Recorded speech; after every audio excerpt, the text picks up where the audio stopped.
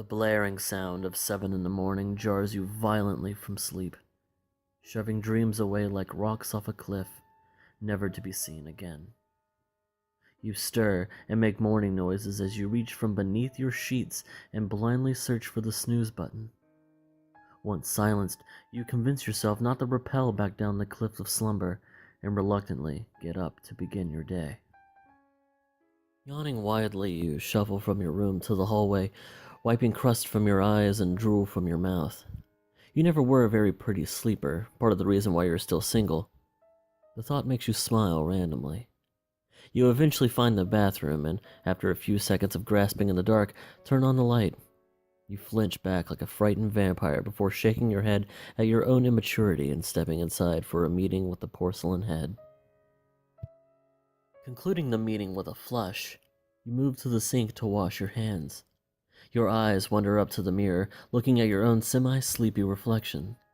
Your hair is a mess, and the bags under your eyes look like plums. You think to yourself, wow, who's that sexy beast? And chuckle softly, wringing soap from your hands. Then, as you dry them on a towel adjacent, you get an idea. Have you ever actually seen yourself looking away in a mirror? Not like you turn your head and look back with your eyes. That doesn't count because you'd still see your reflection looking at you.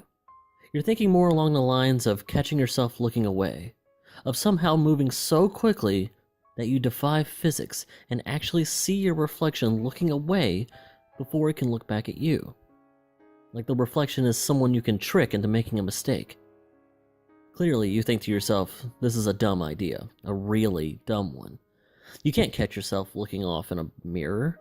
The amount of damage you need to do to the laws of nature and time, well, simply put, it's impossible. That being said, you decide to try it anyway. A little pointless experiment to pass the time. It is Saturday after all, so it's not like you have anything better to do right now. Might as well indulge in a little childish self-amusement. You place your hands flat on the sink, lock eyes with your reflection, and slowly turn your head until you can barely see the edge of the mirror. You mentally count 1, 2, 3, and turn sharply back to the mirror. Your reflection stares back at you. The both of you purse your lips thoughtfully. You repeat the process. Stare, turn, count to 3, and turn back as fast as you can. Same result. Staring at yourself. You stick out your lip in a pout. You don't even know why you're doing this, but it's frustrating as hell. Maybe it's because you're still half asleep. Maybe it's because you're just crazy like your parents used to tease. Whatever the case, you decide to try again. You stare at yourself, seeing all the colors in your irises, the red of the thin veins along the scleras. Slowly, you turn away, finding a point on the wall to focus on. However, instead of turning back immediately, you wait, keeping your head still, your eyes locked on the little nondescript spot. You tell yourself that if you wait long enough, maybe you can fake it out, trick it into letting you win the game. You smile a bit at your own silly stupidity, but restrain the laughter, trying to maintain focus. Count the seconds in your head. 10, 11, 12. You remember your childhood, games played with friends, games like hide and seek or the staring contest. 15, 16, 17. You remember your own competitive nature back then, the desire shared by all children to succeed over your friends, the desire to win at everything you do, no matter how pointless or impossible. 20, 21, 22. You understand that you feel the same desire now, to reach for something you know is too far away, to try anyway until your fingers wrapped around its barely material form. 25, 26, 27. Even if it means falling over the edge, even if it means going just a smidge too far, the desire to win, in this moment of ticking seconds, is just too great. 28, 29, 30. You snap your head around so fast that it makes your vision blur for a moment. You have to blink the sudden fog from your eyes in order to see. When you do, you see the mirror. Same as before, and yet completely different. First, you stare in disbelief, then you let out a long, deflating sigh, which, as your lips slowly curl up into a smile, changes to a small, abrupt, slightly shocked laugh. Your reflection, standing directly opposite of you, is still staring off to the side. You can't believe it. A disembodied image of yourself following movements and actions completely independent of you. You've only seen yourself like this in pictures or home videos. It's unsettling, not to mention completely terrifying to see it happen in a mirror, something not capable of pre-recording images. But more than anything, it's unbelievable.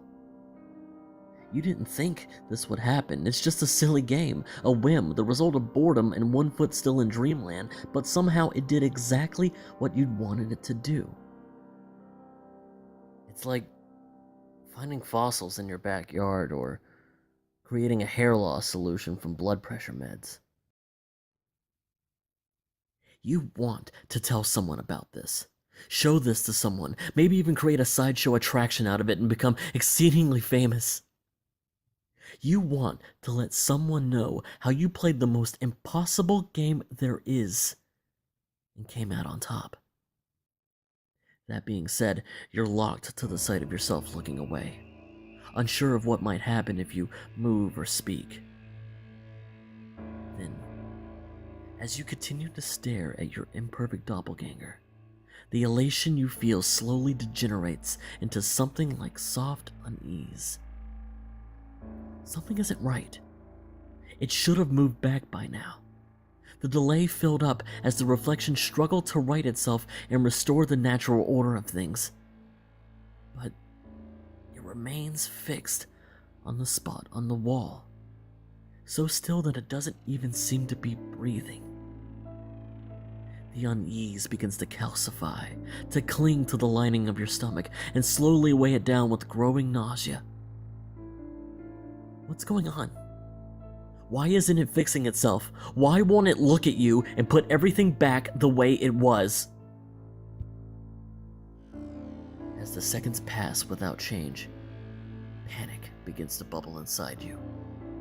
You want to speak, to shout at the reflection, to reach up and smack the glass as if you could wake it up or something, but you remain as fixed as it is, though a slight tremor begins to move through your bones.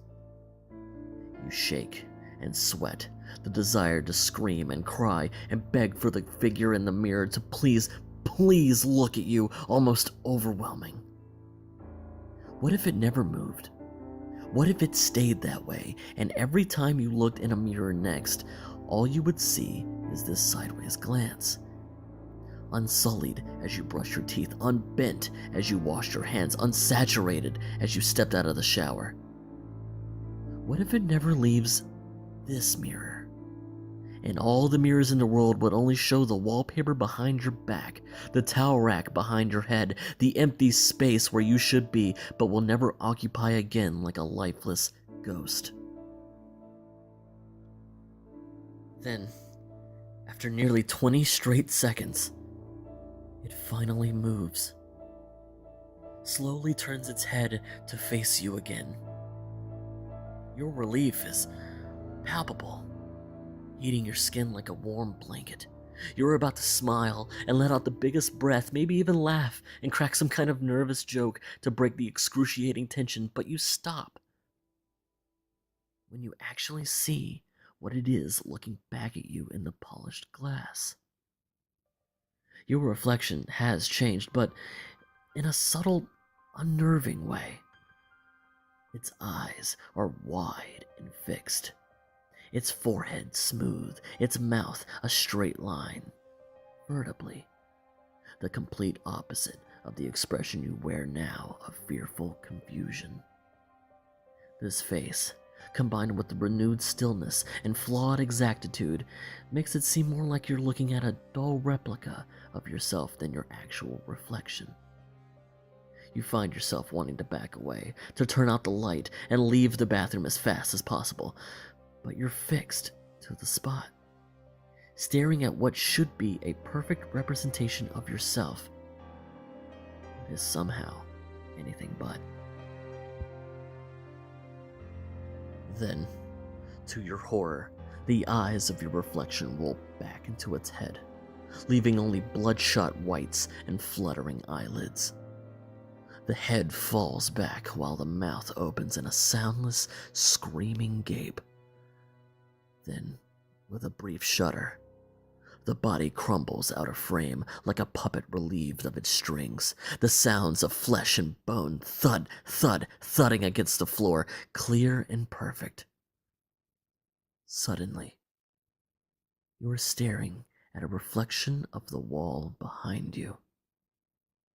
You feel your heart hammer in your chest. Sweat beads across your skin and makes your hands slick and clammy. You're shaking all over.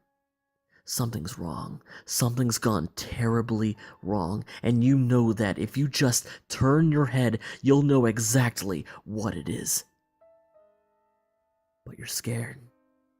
More scared than you've ever been in your whole life. It's just a game, you find yourself thinking. It's just a game. Nothing was supposed to happen, especially not something like that. It's not even possible. None of it is. It's just a stupid, harmless little game. Right? Against all better judgment, you slowly turn your head and look down. You see your own body lying still and lifeless at your feet. As the knowledge of what you've done invades your mind, as the enormity of it brings you towards complete and total mental collapse, you have one final cognizant thought. It is just a game. And I guess I won.